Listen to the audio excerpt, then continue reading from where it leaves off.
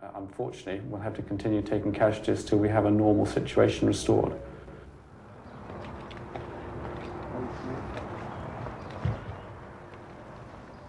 Taking casualties meant that on May the 4th this year, Corporal Stephen McGonigal became the 595th soldier to be killed in Northern Ireland.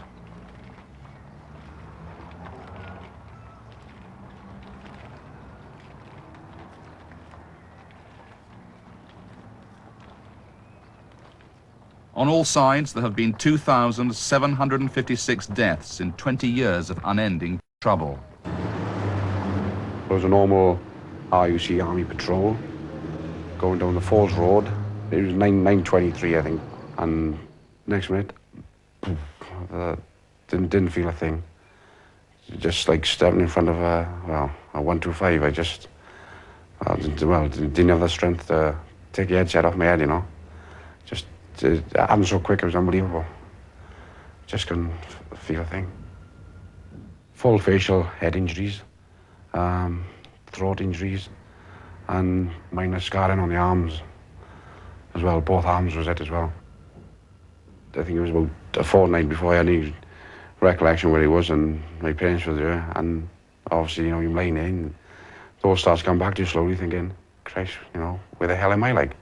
You know, and one minute you were on the Falls Road, and the next minute you feel as if, you know, you've been beamed up on another planet, you don't know where you are, like. A couple of hours after the incident, we heard that he'd lost one eye. That's what we heard from the troops on the ground. And then it wasn't until the next day that when they went to see that they said, I think he's blind from his injuries. We don't know yet, because his head was all bandaged, and we just hoped that he wasn't blind. But the main thing was he was alive.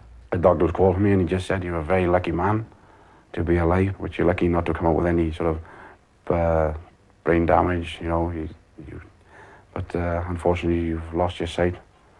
And, well, I just, stunned, couldn't believe it. Well, I just let it rip, and I just let it, all the tears come rolling out of me then, you know. That was the best thing that I could ever do, you know. You're supposed to be making a car. Charlotte? Charlotte making one, Ben? Huh? Charlotte Yeah, making look. one? Huh? Charlotte making a car? Most thing I miss, being able to see my children. There's Charlotte, she's coming up now 1 next week. Ben, he's 2. Well, I'm pretty sure that he knows, like. The wheel's falling off. Oh, you fell off. At the time, I think everybody wanted to get out of the camp we were actually staying in, go down there and sort everybody out. You know, really rip the town to pieces. That was the first reaction. And then a couple of weeks later, they were very mysteriously quiet. They didn't bother us at all. Even the local thugs.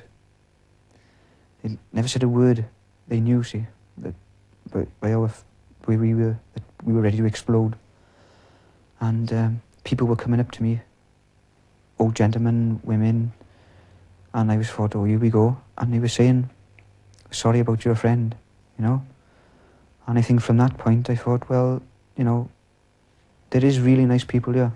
I mean, for him to come up and actually risk talking to a soldier and actually saying that and really meaning it, you could tell he meant it.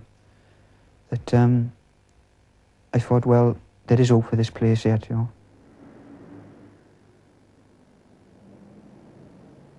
As you first go towards the divvies, you used to always have to check and look up onto the roofs, because I used to love to throw televisions, corrugated sheeting, anything like that. They see troops coming, they used to throw stuff off bricks and that was the kids, that was. They throw crisp packets of excreta and stuff at us. They're fairly nasty. When I came out here in November, I think the sewage system had some sort of breakdown in the Divis flats, and basically people were crapping in crisp packets, throwing them at the soldiers when they come in. Other things like they throw dirty nappies, sanitary napkins at soldiers, stuff like that. It's very difficult for the lads to take that and to basically turn the other cheek, as we have to do. You never went in the lifts. You know, you never went in them because that was too risky, that was. You used to have to go up the stairway, and that was dangerous. and then you're up onto the first section of the divvies, and that's when it hits you. First time you ever go in there, that's when it hits you. You've got all these windows looking onto you from all around. It's like a square, and they're all dangerous points there. You know, gunmen, they could have sitting there and wait for you to come. They could plant devices anywhere, and that divvy, so it was one of the dangerous places, nerve-wracking.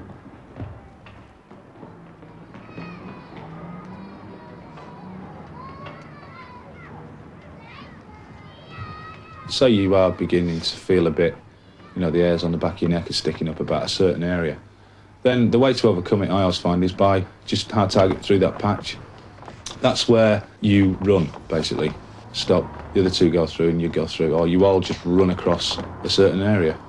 And that's it, you're through it then. And then that shakes you out of it, sort of thing, you know, and you feel fine. You get back on with the job. You just have to be aware, bomb aware, as we call it. There are favourite spots. There are channel points where you've got a brick wall one side and a row of houses the other side, which is a channel point, which if you get caught in there, that's it.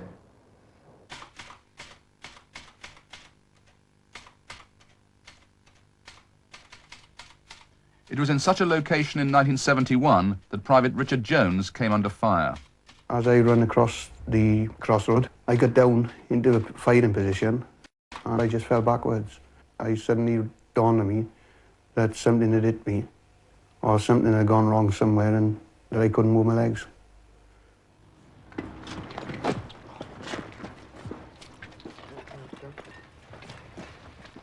I was paralysed from the waist down. I lost a kidney with the initial accident. And that was about it from the initial gunshot wounds. You just don't know what to say to them, although, I mean, he's my husband, you just don't know what to say to them. But I didn't realise how bad it was then. It was roughly about a fortnight before the doctors could tell me that he'd never walk again, you know. First of all, then, he lost one leg, and then 7 years after, he lost the other. He had to have them amputated. I accepted it on the fact that I was still alive. And I think what helped me to accept it was thinking of my two children, especially the baby, who at the time, as I say, I hadn't seen. And the first time I seen him was when the wife brought him down into Rookwood Hospital.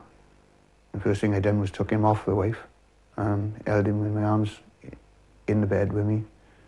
And I watched him. Actually, he was lying on the bed then while the wife was there visiting, and he was quite contented and sleeping, so it gave me that extra bit of boost to fight and survive.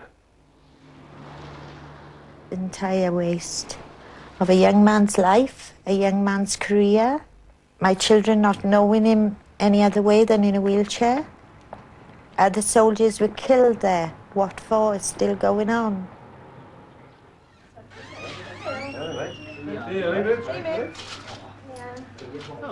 Richard's got so much guts that he never gives up, so you can't give up either.